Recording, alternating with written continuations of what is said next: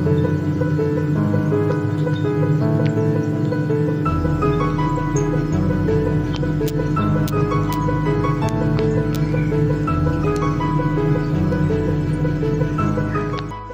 عليكم يا حلوين، عاملين ايه؟ يا رب تكونوا بخير. النهارده هنعمل مع بعض طريقه الفروت سلطات. الاساسيات معانا ايه؟ معانا الفراوله والموز والتفاح.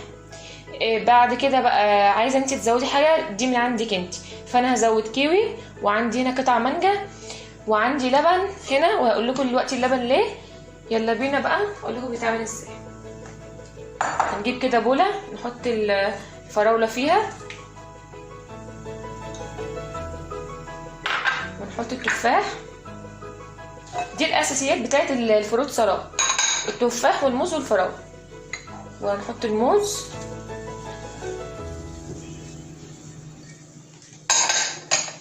وعندي هنا قطع الكيوي اهي،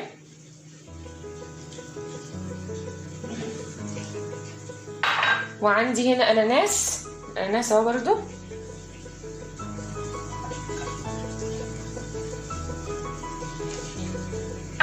بس تعالوا بينا بقى اقولك هنعمل ايه.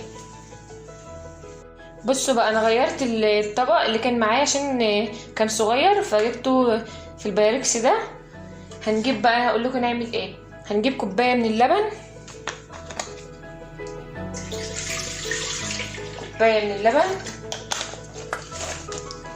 على 5 معالق سكر اهوت،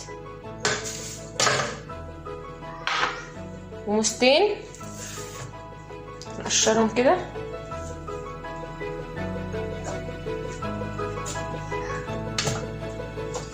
نحطهم في الخلاط ده. هنضرب عصير باللبن بالموز علشان ايه؟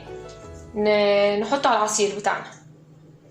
والمانجا دي هقول لكم حالا هنعمل بيها ايه دلوقتي. هضرب بقى العصير وارجع لكم تاني. بصوا بقى يا حبايبي، انا ضربت العصير الموز اهو باللبن، هحطهم كده على الفروت سلطات بتاعنا. عايزه بقى تزودي فاكهه براحتك، تقللي فاكهه براحتك، بس اهم حاجه في الفروت سلطات اللي هي الموز والتفاح والفراوله.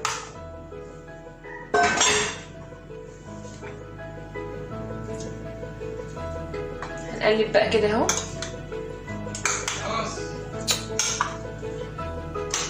زي ما انتم شايفين.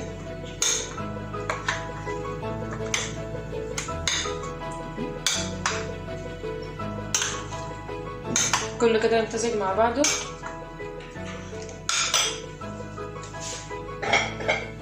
بعدين بقى نجيب الكوبايات بتاعتنا دي.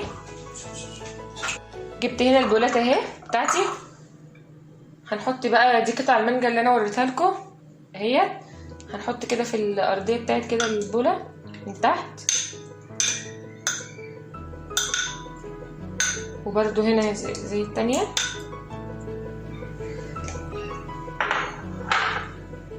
ونجيب بقى الفروت سلطات اللي احنا عاملينه ونحط كده.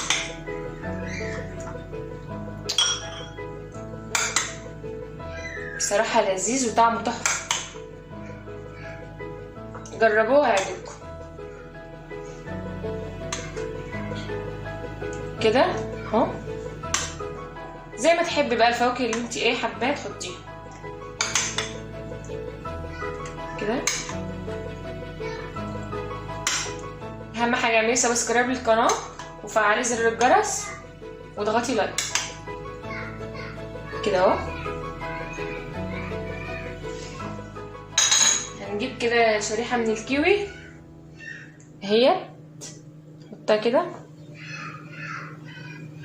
كده، شريحتين من الكيوي هنا. ونجيب هنا الفراوله دي كده، نحط كده الفراوله. بس يا حبايبي، لو الفيديو عجبكم اعملوا سبسكرايب للقناه واضغطي لايك واعملي شير للفيديو برضو.